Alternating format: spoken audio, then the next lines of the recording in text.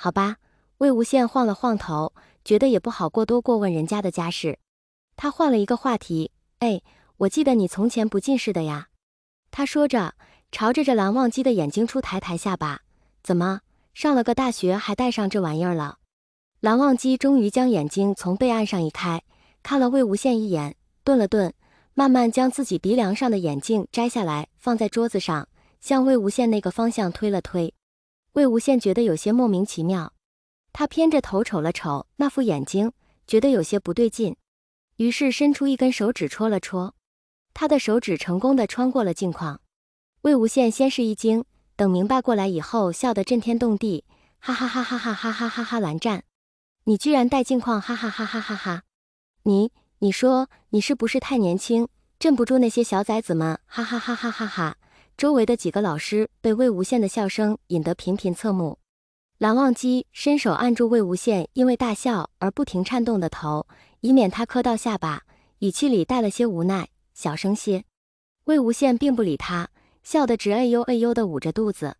蓝忘机皱了皱眉，本来还想说些什么，可看到魏无羡这副开怀的模样，又止住了话头。他的眉头舒展开来，眼里也被魏无羡的笑声染了几分笑意。这个时候，上课铃响了。蓝忘机收回手，顺带着戴上自己的眼镜。他起身拿起整理好的备案，指尖在魏无羡脸边的桌子上点了点。别笑了，上课了。熟悉的话语，恍惚间仿佛回到7、8年前，那段无忧无虑的高中时光。魏无羡堪堪止住笑，内心深处涌起一种难言的情绪，仿佛一切也没有发生过，没有经历过背井离乡、艰苦难挨的日子，他还是从前那个无忧无虑、爱同江城斗嘴、喜欢撩拨蓝湛的少年。见魏无羡终于安静下来，蓝忘机理了理衬衫，转身离开。踏出办公室的那一刻，他的嘴角终于压不住似的轻轻上扬。魏无羡从后门走进教室的时候，整个班都处于热闹雀跃的炸锅状态。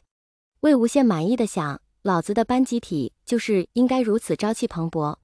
一时间，他有些不忍心打扰这和谐美好的氛围，于是他悄悄在教室的最后一排找了个位置坐下，等着人来齐。旁边的一位同学凑了过来，黑哥们，来挺晚呢。魏无羡挑了挑眉，很平静地接受了自己看起来确实比较显嫩的事实，摸了摸脸，趴在桌子上道：对呀，来那么早干嘛？来瞧咱们的新班主任呐。身旁的人对了对魏无羡道：哎，你认不认识他？魏无羡从善如流道：不认识。自己跟自己说什么认识？当然不能算认识。这位同学环顾了一下四周，突然靠近魏无羡，低声道：那你可是孤陋寡闻了。哎，我跟你悄悄说个事儿，都已经被封了好几年了。魏无羡挑眉，配合的凑过去：啥事儿？身边的同学道：就咱们这个老班，魏无羡可是个人物。魏无羡怎么说？那位同学，你知道温家吧？就4年前突然破产的那个大集团。魏无羡点点头，他当然知道温家破产有一大半都是他的手笔，同时他也依稀知道对方要跟他讲的是件什么事了。我跟你说，7年前那个温家的少东家被魏无羡，也就是咱们老班给打残疾了。魏无羡后来就一辈子得坐轮椅了。温家为了报复，把魏无羡折磨得半死不活不成人样，一下子消失了7年。当年他连高考都没考，好多人内部知情人士都以为他死了呢。这都被传成什么模样了？魏无羡撑着脑袋在心里默默吐槽道。看来这档子事儿真是在当年的5大集团里被添油加醋后给传遍了。打了温巢那个小王八蛋是没错，可左不过是断了他一条腿，需要拄一辈子拐而已，哪里有残疾那么严重？报复了他也没错，半死不活不成人样，虽然没达到那个程度，但也差不离了。只是哪有死了那么害人？魏无羡不禁在心里对八卦的自我壮大能力燃起小小的敬佩之心。见魏无羡只支着脑袋不吭声，这位八卦的同学以为他被自己的小道消息给吓住了，正想再抛出几个更劲爆的小新闻，便见自己旁边的弟兄突然抬起头看了看班里，随后起身迈上讲台。正疑惑，便见他拿起粉笔在右半边的黑板上写了3个大字：魏无羡。这位八卦兄有些惊到了。魏无羡转过身拍拍手上的粉笔灰，来吧孩儿们，虽然我长得非常帅气逼人，仿若18，但很不好意思，他双手撑在讲桌上，身体微微前倾，我还真就是你们的班主任。刚刚还人声鼎沸的班集体瞬间安静下来，整个班的人看着站在讲台上穿着不那么正经言行不那么严肃的班主任，一时间有点反应不过来。突然一声桌椅被大力拉动的声音打破了这谜一般的寂静，随后是一名少年的声音略有些突兀地响起，魏无羡。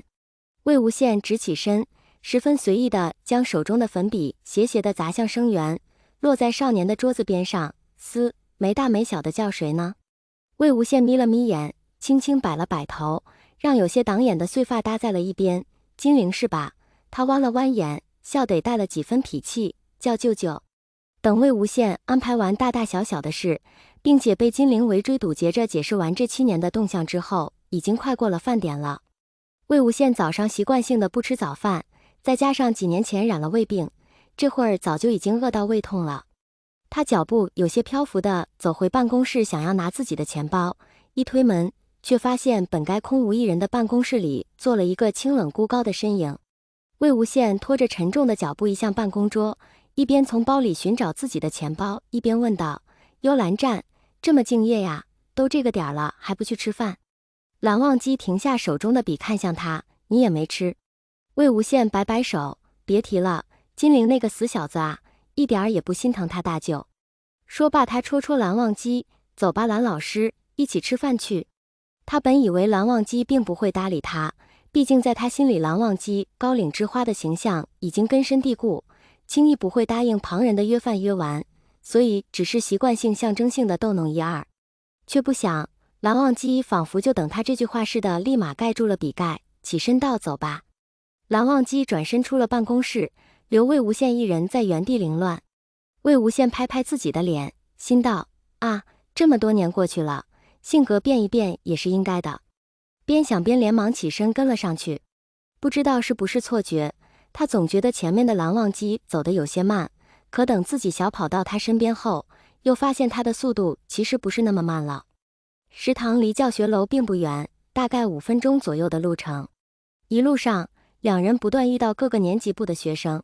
因为魏无羡是第一天来，所以大部分都是不认识他的，并不会向他打招呼。他看着一个个原本活力四射、嬉戏打闹的学生，见了蓝忘机的一瞬间，都立刻变成岁月静好、端方雅正的模样，不禁觉得有些玄幻。两个女生停下来，向蓝忘机微微低头道：蓝老师。蓝忘机面无表情地点了下头。魏无羡终于在这种十分诡异的氛围下挨到了教室食堂。魏无羡不动声色地松了口气，正想拿出钱包去买饭，却被蓝忘机握住了手。